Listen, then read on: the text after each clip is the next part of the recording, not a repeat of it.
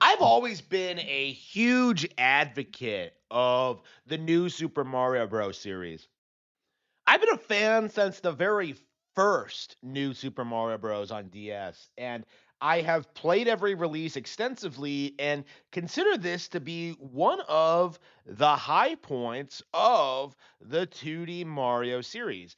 I do consider these specific games to be better than the NES ones. And that's very important because the initial reaction for most people when talking about this game is to say that the old ones were better, they were more creative, they were more innovative. Like, no.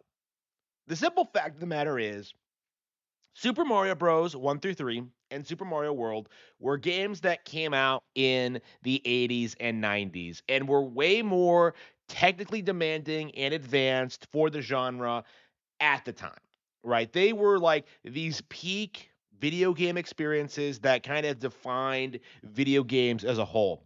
New Super Mario Bros. Being more of a throwback genre, going back and making the same kind of game again simply just isn't as exciting or memorable, even though, objectively speaking, these games are better than the originals. And that really needs to be emphasized more, that New Super Mario Bros. Just was this huge, huge success story. And yet, every single person in the community wrote these games off as lazy cash grabs when all of them were extremely innovative and brought forth an incredible new breath of fresh air into 2D platformers. A lot of people don't remember that when New Super Mario Bros. First came out, 2D platformers were very, very uncommon because everyone for the past decade had only been making 3D platformers. In short, New Super Mario Bros. Got a lot of flack for being this supposedly rather limited, boring 2D adventure game experience when in reality, it was top of its craft. This game had so many fun secrets, so many great levels, so many great power ups, so many unforgettable moments. It is very easy to forget just how good these games actually are. I would say New Super Mario Bros., New Super Mario Bros. Wii, and New Super Mario Bros. U are some of the best games on their respective platforms. All of them are top tier platformers that really defined those consoles. Wii was the first multiplayer Mario adventure ever.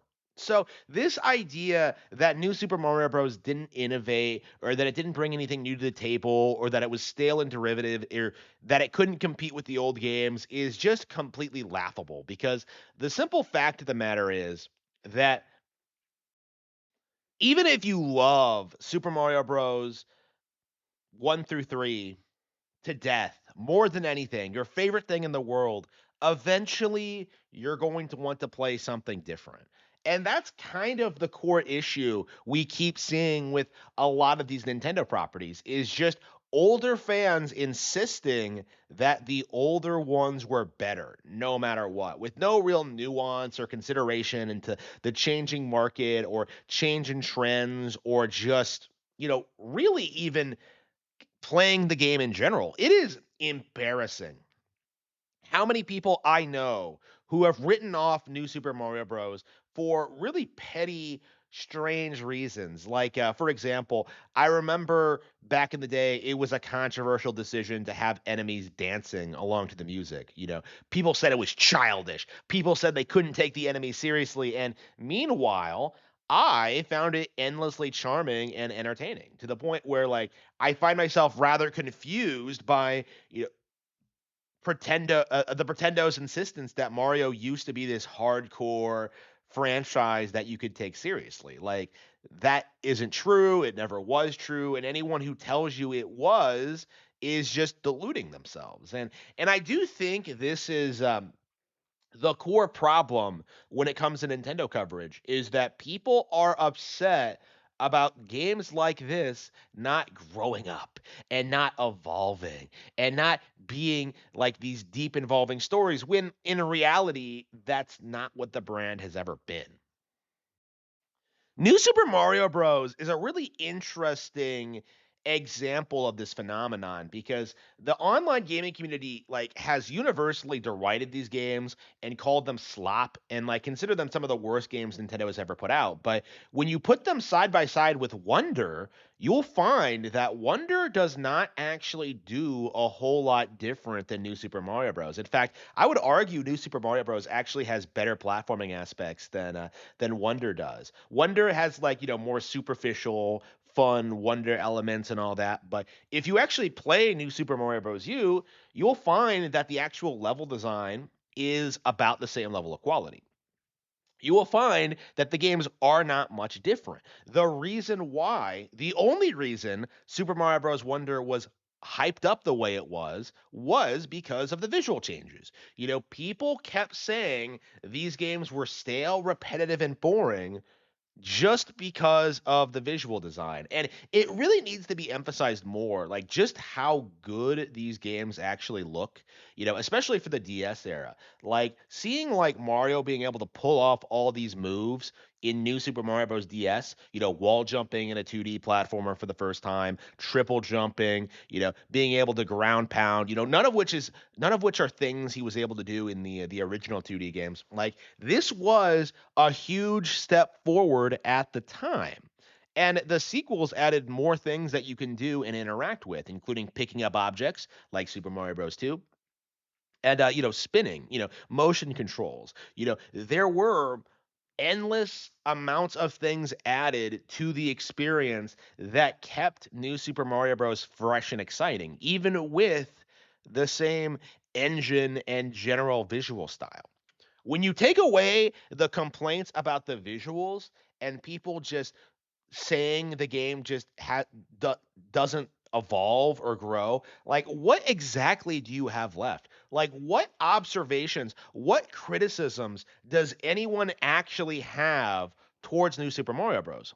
Like if you're like me and have done deep dives into this series, if you've 100% of these games, if you've like played them all back to back, if you've like talked about this with other people, like you will find that there virtually are no real criticisms of New Super Mario Bros.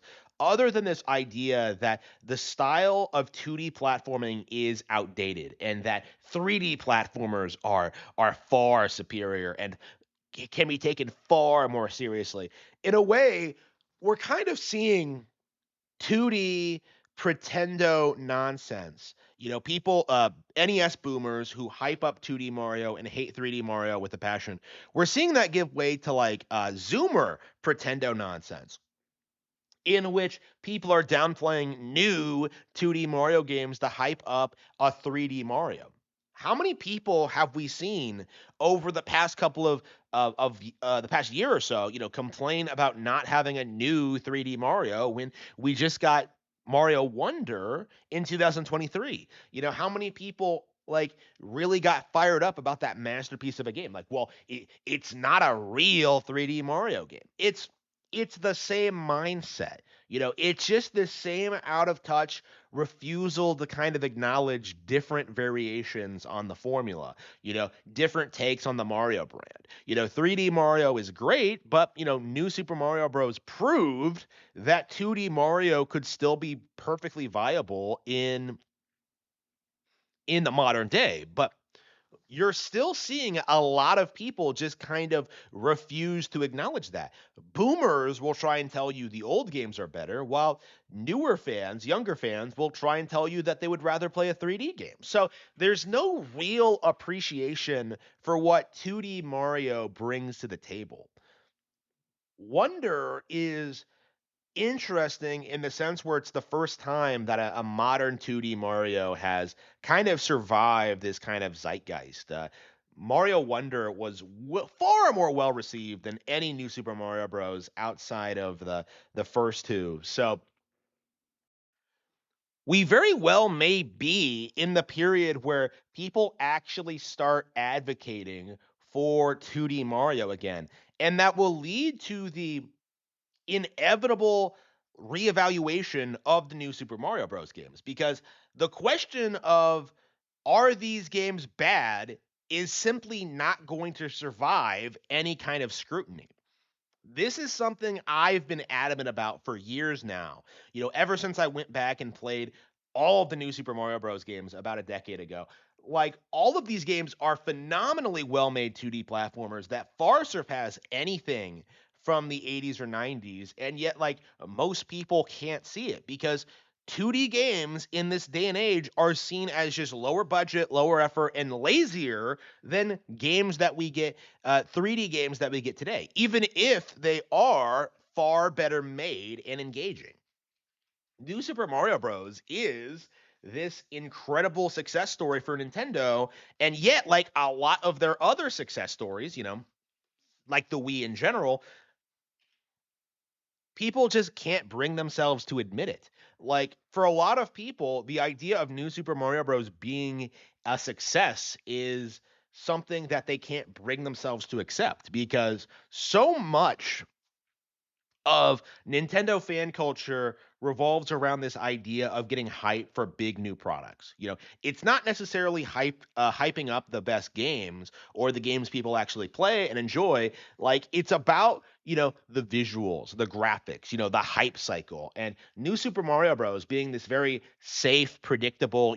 We've been there, been done that kind of vibe. Like, this is not something that people can readily appreciate. And like, going into the Switch 2, I feel as if we're seeing a lot of this when it comes to coverage of new Nintendo Switch games because Mario Kart World is getting downplayed right now. Games like Pokapia are getting downplayed. Games like Tamagotchi Life. People don't seem to understand how big a lot of these games actually are.